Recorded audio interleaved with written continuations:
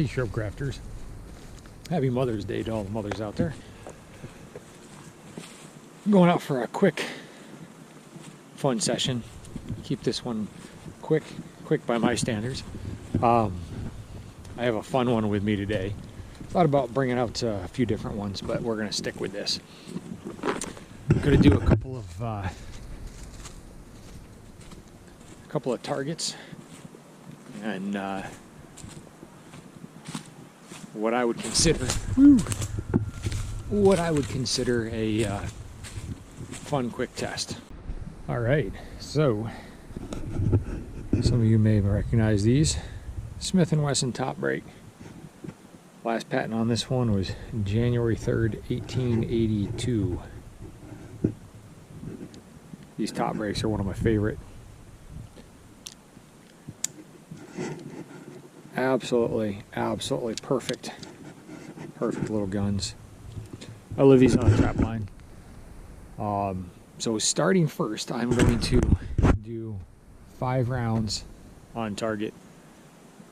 We're at 12 yards. I'm going to do 5 rounds on target with the smokeless 145 vintage Western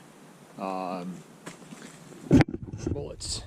And these are vintage old 145 smokeless, followed by 10 grains of a 158 3F black powder. And these are black powder frame guns. You can shoot smokeless out of them.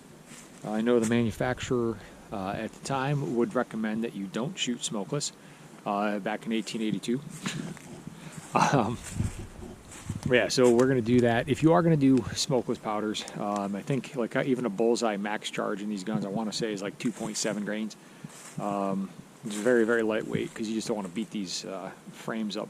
I've probably shot only ever 15-20 rounds through this gun of smokeless, including the 5 more that we'll do today, maybe 10, just to get it on there, and we'll do it next to black powder.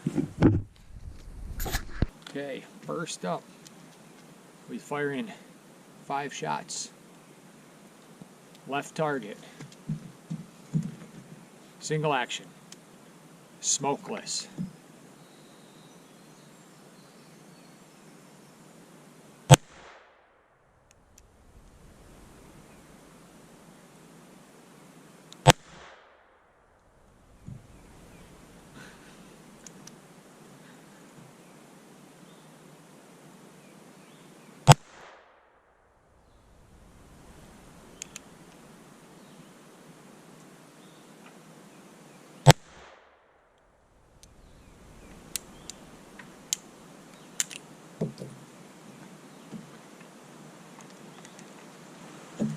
I think those were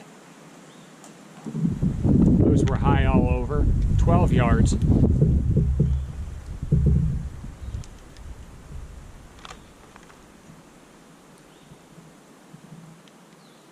Starline brass.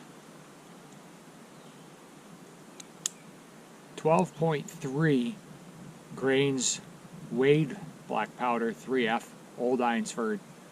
10 grains volume. Right target.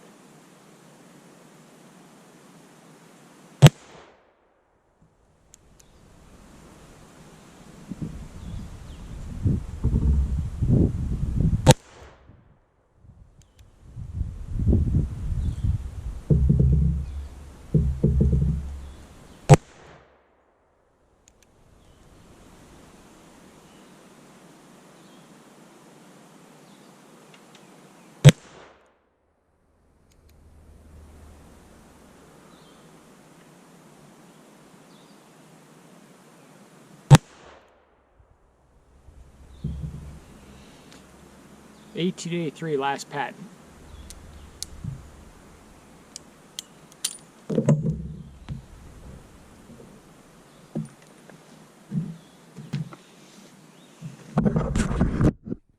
All right.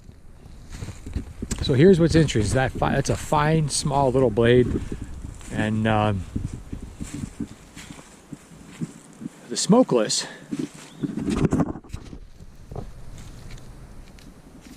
was there, there.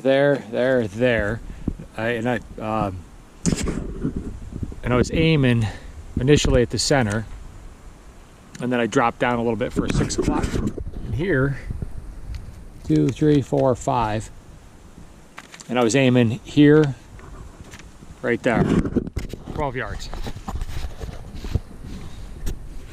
I'm gonna do 5 more black powder 3F Old Eynsford, 158 grain.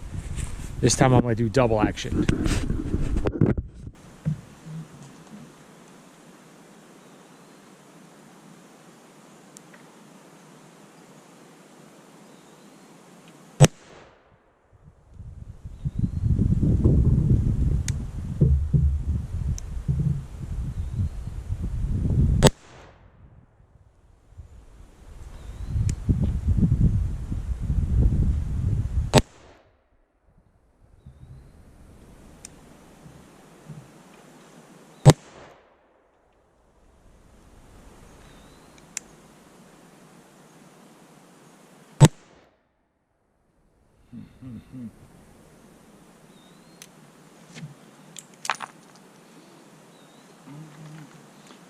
All right, before I show you that group, I'm going to do 5 shots.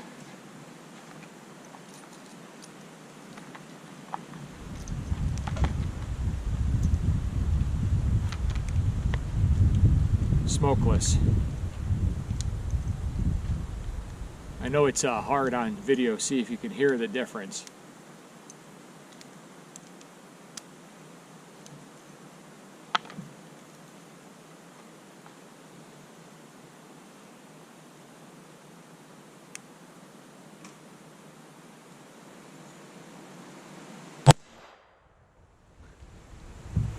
I don't know if you heard that ting or not, but that was pretty funny.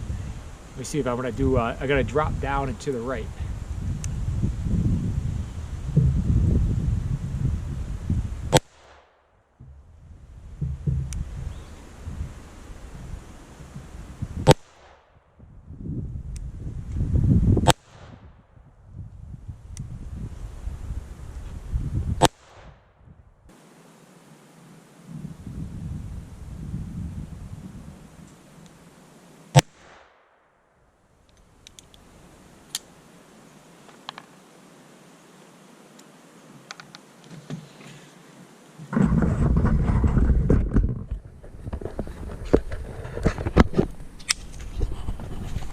Okay, so I figured out Kentucky windage on this.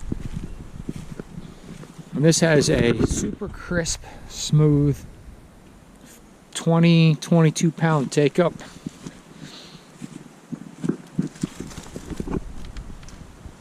So as you can see, I got 1 more there, and then the rest right here. And that's double action on that gun. So I actually did better double action than I did single action, I think. And then here, you heard the ting in the video. This shot went straight through and hit right out the backside. You can see that's my hand, and that's from here all the way through, straight through. I'm gonna do 5 more. That's all I loaded up in black powder. And 3F will do those. And hopefully you enjoy this. All right, I guess I'm gonna do some double action on steel.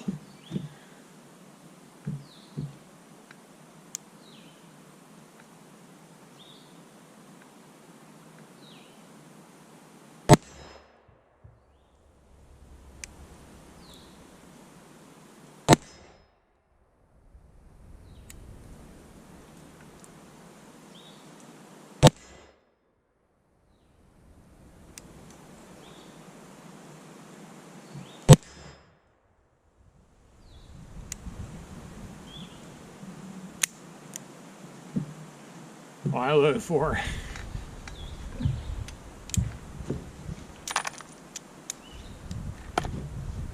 Anyways, there you have it. Let me show you those.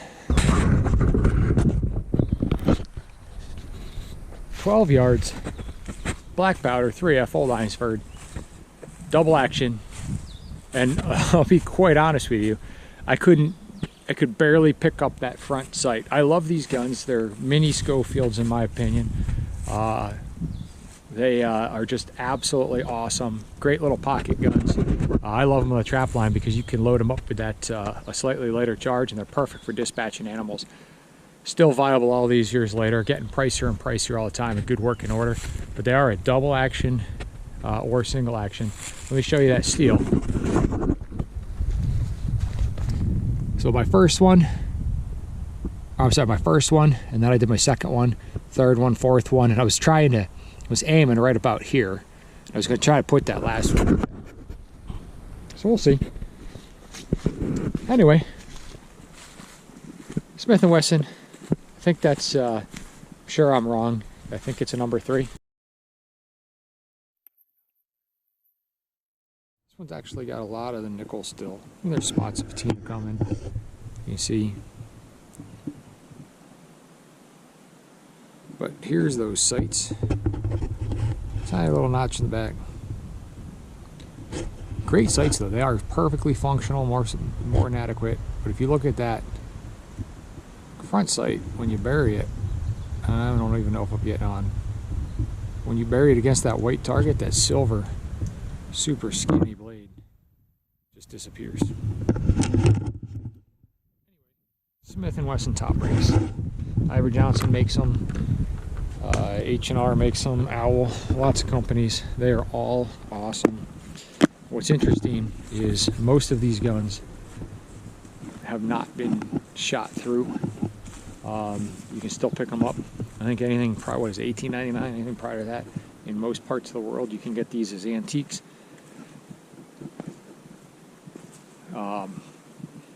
You'll always find these. Certain parts of the country, lots of estate sales have these. A lot of them still in boxes, factory. Just neat. You can usually get, you know, somebody's grandparents had them. And yeah, you know, just a neat overall design. They're fun. I love them on the trap lines. I wish Smith & Wesson would come out with a modern version, even if they kept it in 38 Smith & Wesson, which that was. You know, the 158 grain bullets. I know these are chambered in 360 or 361 for the bullet width, but 358s work just fine, and those are in the Lee mold. And those got me more accurate grouping wise with the 15 or 12 grains of weighed charge. 10 grains dropped in my powder drop. I actually weighed it, you know, first put them in the powder drop for volume and then weighed them. They all came out 12.2, 12.3. So I loaded them up. It was a slow, tedious process for me to load each one individually. But what's nice is that 3F, you can get that 358 bullet right down on top of that powder, compresses nicely. I'll tell you, the slap in the hand, I mean, these are not strong kicking guns, but for a small little gun, they do have a little bit of a momentum. Nothing crazy, but the black powder 3F 10 grains was about the exact same as the 145 grain, probably whatever that's loaded with. That's all Western, so I'm sure I could look that date up somewhere. Somebody knows what it is, but it is neat. Fun. Extremely functional, extremely practical, and still a lot to be had. And a lot of them are not shot out. Biggest thing that you'll see is if they weren't neglected, the nickel finish can wear off. And they are getting harder to find in pristine shape. You still find them every so often in the boxes, but any of those are just phenomenal. And now that the pandemic is officially over, thanks to the emergency, you know, awesome presidency here declaring it over, I was able to find 38 Smith & Wesson dies, which I was not 3 years ago when I actually wanted to get them, and I've had these for quite some time. And been sitting on that 38 Smith & Wesson, found them at our local gun shop. took a long time to find ammo, and then lead, and bringing everything up, and then just the prices of everything are astronomical. So I got $4.50 on that box of 50 Westerns that are in nickel cases that I was shooting today, and the ones I bought 4 or 5 years ago, I think were $22. Not a cheap one to shoot. Definitely want to reload for it. Although anything nowadays is expensive. Yeah, fun. If you find one, check all the estate sales, check the yard sales. They are awesome, awesome. And I'll tell you what, they do a number on the trap line. They're easy to put in a pocket. Super simple to operate. I find them to be strong lockups, good actions. One thing to note, those cylinders do free spin. So when you get them, don't assume if the cylinder is moving when the hammer is down. That is an issue. That is the design function of these. Anyway, hope you enjoyed that. I want to get back to, I don't want to disturb everybody. I can hear families in the distance hanging out on Mother's Day, so I don't want to bother everybody. Anyway, hope you're enjoying your day, and have a great one.